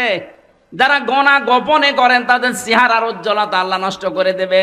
এদের এখানে তাকাবেন, যাদের চেহারা দেখতে খারাপ বিশ্রী, তাকাতে মনে চায় না, মনে করবেন ও গোপনে কোনা গোনা করে। যারা ওজনে কম বেশি করে, এই মানুষগুলোর প্রতি আল্লাহ শাস্তি পাঠাবে দুইটা। এটা শোয়েব আলাইহিস সালামের জামানায় ওই মানুষেরা ওজনে কম বেশি করতো। আজ বাংলাদেশে ওজনে কম বেশি আছে না নেই? ওজনে কম বেশি মাস্টার্স পর্যন্ত বিশ্ববিদ্যালয়ে বহু শিক্ষা বিভিন্ন জায়গা থেকে নিয়েছে, কিন্তু দেওয়ার সময় ডেলিভারিতে আর দিতে চায় না। তখন বলে প্রাইভেট পড়া লাগবে, কোচিং করা লাগবে। এইটার আর বেনাম মুতাফফিফিন। আল্লাহ পাক বলেন, ওয়াইলুল লিল মুতাফফিফিন আল্লাযীনা ইযা কাতালু আলান নাসি ইয়াস্তাউফুন। ধ্বংস হয়ে যাক ওই দোকানদারগুলো, ওই শিক্ষকগুলো, যারা নেওয়ার সময় ঠিক মতোই নেয়, দেওয়ার সময় দিতে চায় না। তখন কোচিং করো, প্রাইভেট পড়ো, এরকম নাম দেয়। আজ এই বিশ্ববিদ্যালয়ের নাম ধরেই বলছি, বহু শিক্ষক এমন আছে, ওরা তো ডক্টর, নেওয়ার সময় তো বহু জ্ঞান বিভিন্ন জায়গা থেকে তারা নিয়েছে, কিন্তু দেওয়ার সময় ছেলে মেয়েদের আর দিতে চায় না ক্লাসে। তখন ওনারা ক্লাস করায় বিভিন্ন বিশ্ববিদ্যালয়ে টাকার বিনিময়ে। আমি কি বেশি বললাম? এরকম শিক্ষক দেশে ক্লাসে, তখন ওনারা ক্লাস করায় বিভিন্ন বিশ্ববিদ্যালয়ে টাকার বিনিময়ে। আমি কি বেশি বললাম? এরকম শিক্ষক দেশে নেই? কত প্রাইমারিতে, হাই স্কুলে, কলেজে, মাদ্রাসা, এরা নিজেরা ক্লাসে ঠিক মতো পড়া দিতে চায় না। ওই পড়ায় দেবে, কোচিং করা লাগবে, ওই পড়ায় দেবে, তখন আবার প্রাইভেট পড়া লাগবে। কেন? আপনি যা পেয়েছেন নেওয়ার সময়, ওইটা দেওয়ার সময় ঠিক মতো দেওয়া লাগবে। এই জন্যই তো আল্লাযীনা ইযা ক্তালু আলান নাসি ইয়াস্তাউফুন, নেওয়ার সময় ঠিক মতো দেয়, দেওয়ার সময় কম দেয়, এরা আল্লাহর অভিশপ্ত বান্দা। বাংলাদেশে আছে না নেই? আমরা এরকম পাপ যদি করি, এই পাপের কারণে আল্লাহ ওইটা আবার শাস্তি করে পাঠাবে, হয় আপনার উপরে, না আপনার ছেলে মেয়ের উপরে, না নাতি নাতনির উপরে। এমন এমন শাস্তি এসে দাঁড় হবে যে জীবন দিয়ে হলেও সে শাস্তি আর তুলতে পারবেন না। আপনার ছেলে যদি একটা আসে 1 চোখ কানা, দিয়ে হলেও সে শাস্তি আর তুলতে পারবেন না। আপনার ছেলে যদি একটা আসে 1 চোখ কানা, আপনি 50 বিঘা জমির মালিক হয়ে কি করবেন? সারা জীবন মানুষ আপনাকে ডাকবে কানার বাপ। আর কথা বলছেন এখন না? আপনাদের বেশি সময় হয়ে গেছে না? না, অনেক হয়ে গেছে। ওরে বাবার, 11টা 15, আমি তো মনে করলাম 11টা শেষ করে দেব। না না, আমার গলা আবার পারছে না। আগামীতে এই পর্যন্ত থাক। আমরা যে পাপ করি, চিন্তা ভাবনা করি, ওইটাই উঠে যায়, আবার ওইটাই নাজিল হয়। আল্লাহ আমাদেরকে শাস্তি দেওয়ার জন্য নাজিল করে। এই জন্য এমন কোন অপরাধে আমরা যাব না যে নিজের উপরে নিজে আবার কুড়ুল মারছি। আল্লাহ আমাদের হেফাজত করুন, আল্লাহুম্মা আমিন। লা ইলাহা ইল্লা আনতা সুবহানাকা ইন্নী কুনতু মিনাজ জালিমিন। আল্লাহুম্মা ইগফিরলি ওয়ারহামনি ওয়াহদিনি ওয়াফিনি ওয়ারযুকনি ইয়া রাব্বাল আলামিন। আল্লাহ তাআলা 1.5 ঘন্টার মতো তোমার কোরআনে কারীম থেকে কথা বলার চেষ্টা চালিয়েছি। চাতক পাখির মতো তোমার বান্দা বান্দিরা শুনেছে। এটা জীবনে তুমি আমল করার তৌফিক আমাদের ভিক্ষা দাও। এ মাহফিলের আয়োজন করতে গিয়ে মাদ্রাসা কর্তৃপক্ষ যাদেরকে সাথে নিয়ে বিশাল আয়োজন সাজিয়েছে, আল্লাহ প্রত্যেকের কবরে, আত্মীয় স্বজনের কবরে সওয়াব পৌঁছিয়ে দাও। তাদের জীবনটা তুমি ধন্য করে দাও, গোনা থেকে তাদেরকে বাঁচাও। আমরা এমন কোন গোনা যেন না করি যে গোনার শাস্তি আবার ঘুরে আসে। আল্লাহ তাআলা এই মাহফিলের সভাপতি, সহসভাপতি, প্রধান অতিথি, বিশেষ অতিথি যারা এসেছে আল্লাহ মঞ্জুর করো। বিশেষ করে অ্যাডভোকেট আবু তয়ব, মুফতি আশরাফ আলী ফারুকি ভাই সহ আমার শ্রদ্ধাভাজন বাবা রিয়াজউদ্দিন সহ আরজান আলী, আব্দুল ওহাব, আল্লাহ কত মানুষ, রবিউল ইসলাম ভাই সহ আল্লাহ তাআলা তোমার দিনের একজন খাদেম আব্দুল সাত্তার অসুস্থ হয়ে পড়ে আছে, শেফায়ে কামেলা জেলা দাও।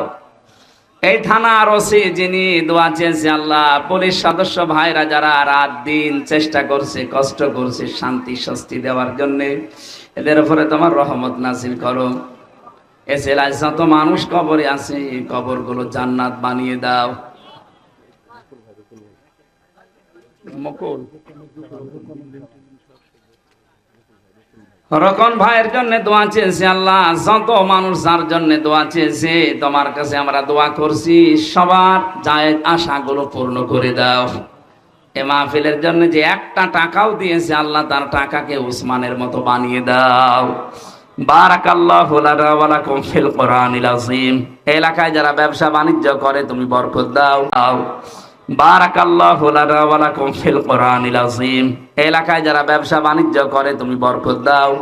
আসমান জমিনের বালা মুসিবত থেকে আমাদেরকে বাঁচাও। 3টা বছর আমি জালেমের জেলখানায় অসুস্থ হয়ে গেছি আল্লাহ, তুমি আমাকে আগের অবস্থায় ফিরিয়ে দাও।